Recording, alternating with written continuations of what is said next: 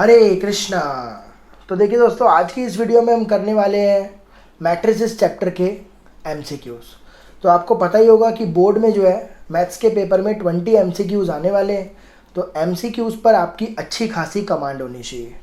तो इसी को लेकर के मैंने जो है ये वीडियो बनाने का सोचा कि आपको ऐसे एमसीक्यूज़ प्रोवाइड कराऊं जो बोर्ड में काफ़ी आपकी हेल्प करे। तो मैं कोशिश करूँगा कि हर एक कॉन्सेप्ट पर आपको एमसीक्यू प्रोवाइड कराऊंगा और उम्मीद करूंगा कि इन्हीं एमसीक्यूज़ में से आपको बोर्ड में एमसीक्यू ज़रूर देखने को मिलेंगे। ठीक है ना। तो अभी हम फिलहाल इस वीडियो में 10 एमसीक्यूज़ करेंगे, फिर आगे आने वाली वीडियोस में हम और एमसीक्यूज़ इसमें कंटिन्यू करेंगे। ठीक है ना। तो समझते हैं किस टाइप के क्वेश्चन जो है वो बोर्ड में आने के चांसेस हैं एमसीक्यूज़ में। ठीक है ना।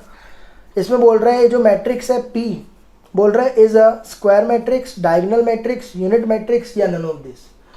देखो भाई, कई बच्चे क्या करेंगे, इसमें इसको देख करके वो डायगोनल मैट्रिक्स पर टिक कर देंगे।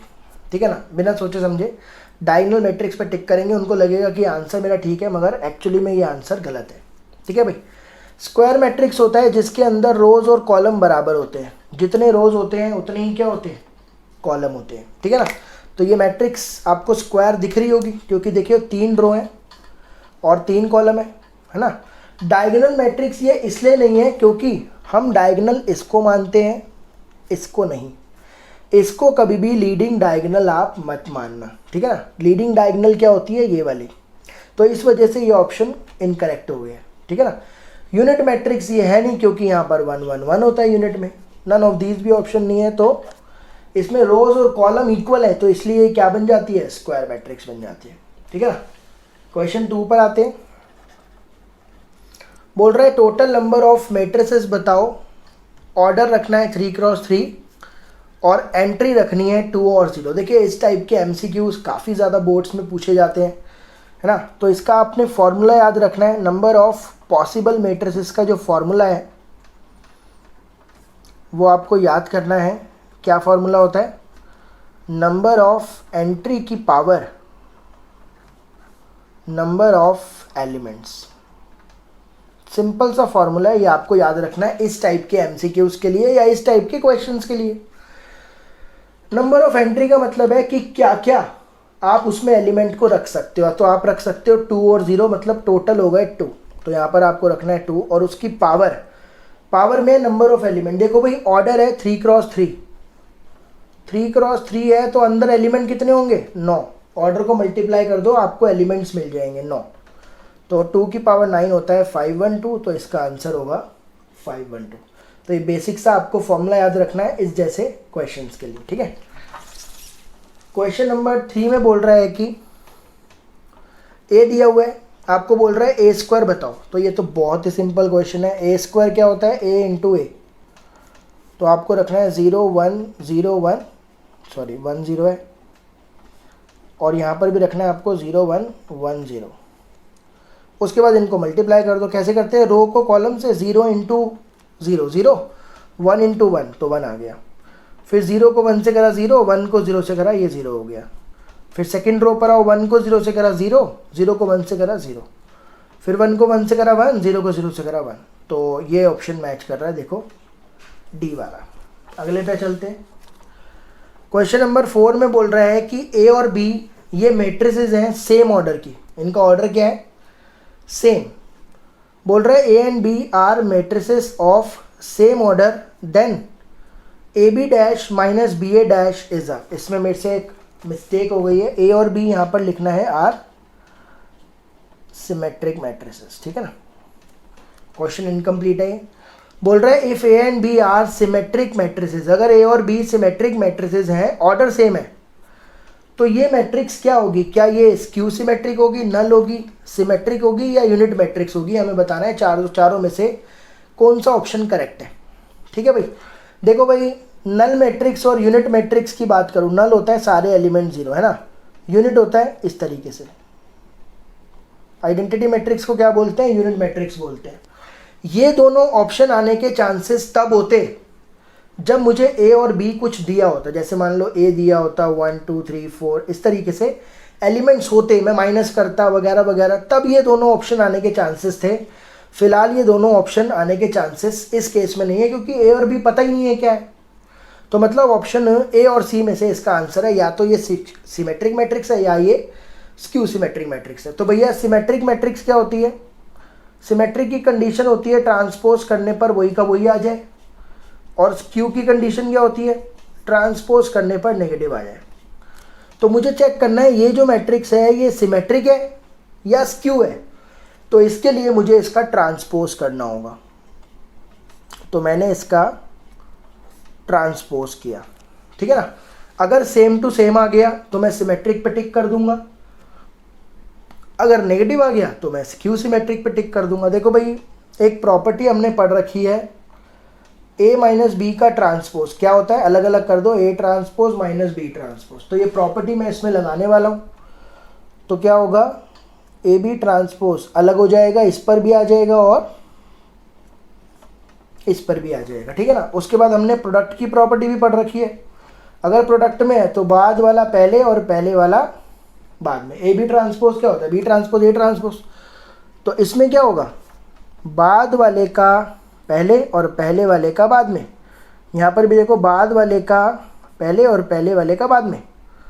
तो ट्रांसपोज का ट्रांसपोज, ठीक है भाई, ए डैश का डैश क्या होता है ए, तो बी डैश का डैश क्या होगा बी, और ये बी ए डैश माइनस, और ये क्या हो जाएगा ए डैश का डैश ए और ए बी डैश, ठीक है भाई। अगर मैं इन दोनों में से माइनस कॉमन ले लूँ तो क्या बन रहा है, A B dash minus B A dash. देख लो भाई ट्रांसपोज करने पर नेगेटिव आ गया कि नहीं, ट्रांसपोज करने पर नेगेटिव आ गया। तो ये कैसी मैट्रिक्स होगी, ये होगी स्क्यू सिमेट्रिक मैट्रिक्स, ठीक है ना। क्वेश्चन नंबर 5, इसमें बोल रहा है ये जो मैट्रिक्स दी हुई है आपको ये क्या है, क्या ये डायगोनल है, क्या ये सिमेट्रिक है, क्या ये स्क्यू है, क्या ये स्केलर है। डायगोनल होता है भाई, डायगोनल एलिमेंट्स प्रेजेंट होते हैं बस, तो ये तो नहीं है, इसमें तो बाकी एलिमेंट भी प्रेजेंट है। डायगोनल मैट्रिक्स होती है डायगोनल एलिमेंट्स नॉन जीरो, बाकी सब जीरो, ये जीरो होने चाहिए, तो ये ऑप्शन नहीं है। स्केलर होता है डायगोनल एलिमेंट्स इक्वल, इक्वल है मान लिया, लेकिन बाकी एलिमेंट जीरो होने चाहिए, वो भी नहीं है, तो ये भी गलत हो गया। अब या तो ये सिमेट्रिक है या स्क्यू सिमेट्रिक है, कैसे पता चलेगा, ट्रांसपोज करने पर इसका ट्रांसपोज निकालो।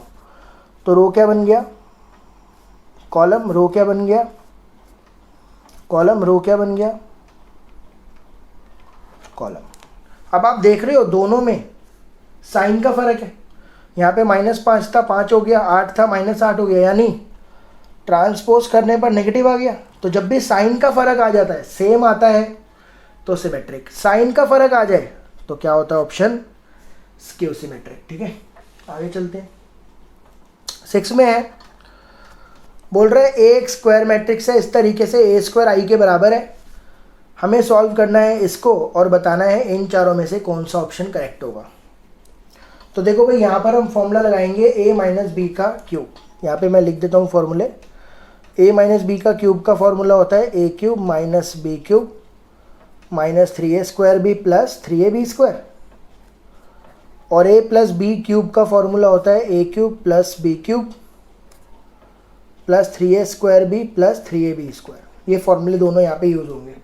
तो a माइनस आई का क्यूब का फॉर्मूला क्या हो गया, A cube minus B cube minus 3a square B plus 3ab square. ऐसे यहाँ पर लगाएंगे A cube plus B cube plus 3a square B plus 3ab square और माइनस का 7a, ये आ गया।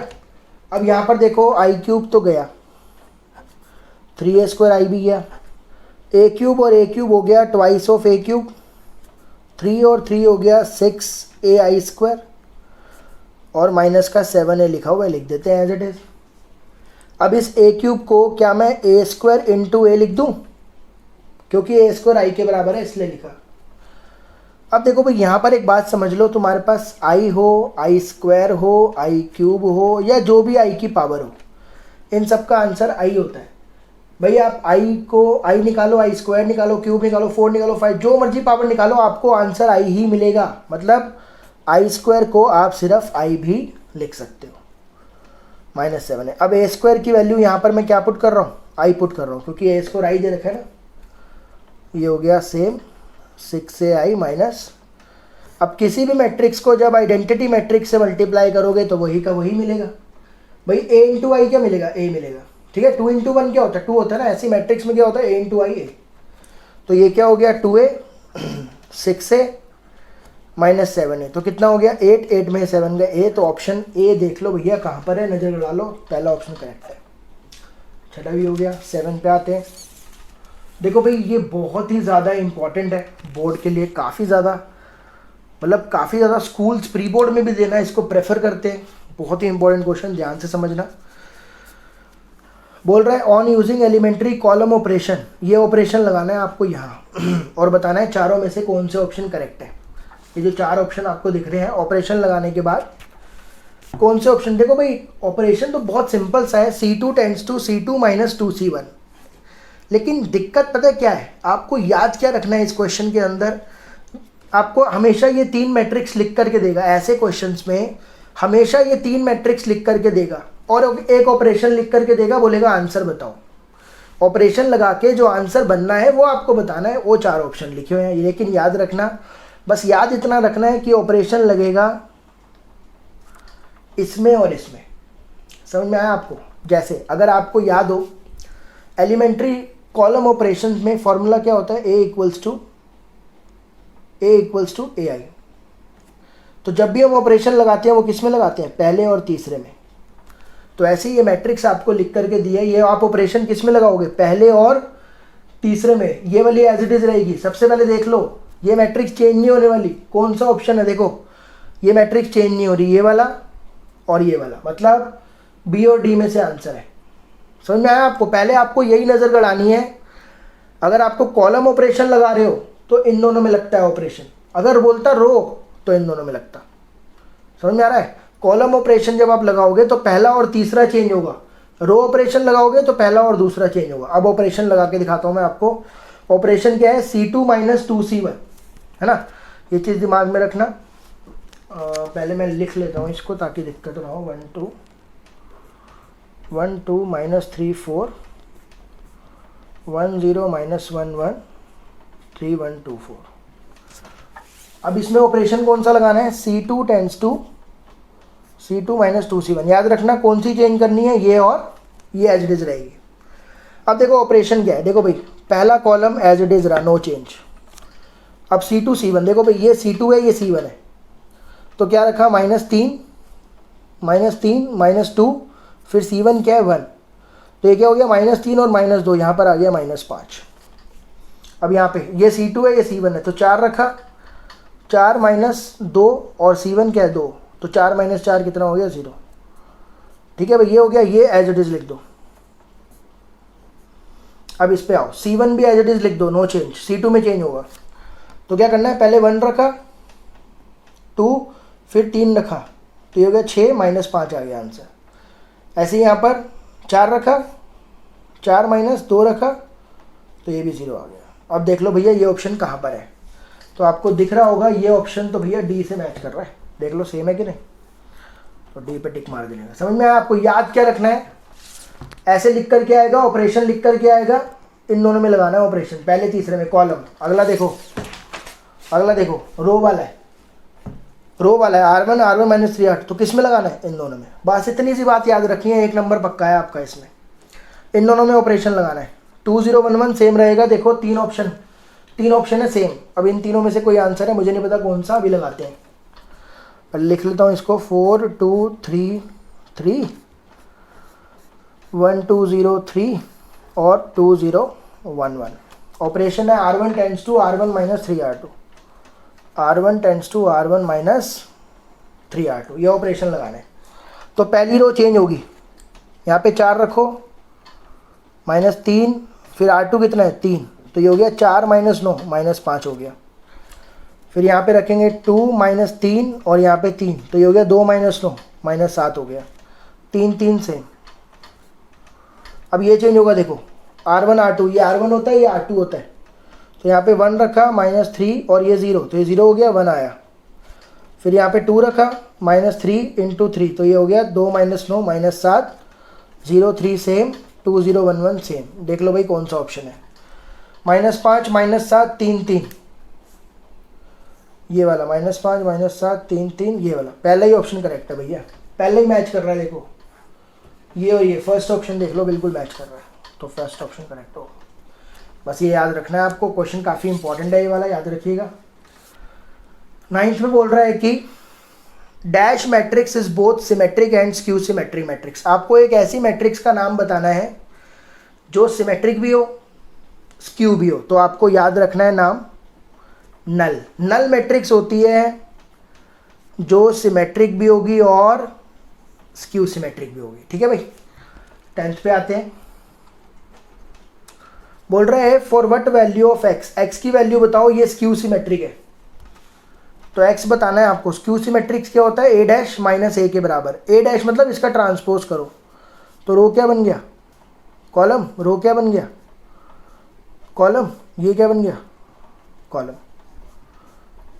माइनस ए ये एज इट इज पुट कर दो, 0 1 -2 -1x -3 2 3 0। अब क्या करो, माइनस को, इस माइनस को अंदर भेज देते हैं।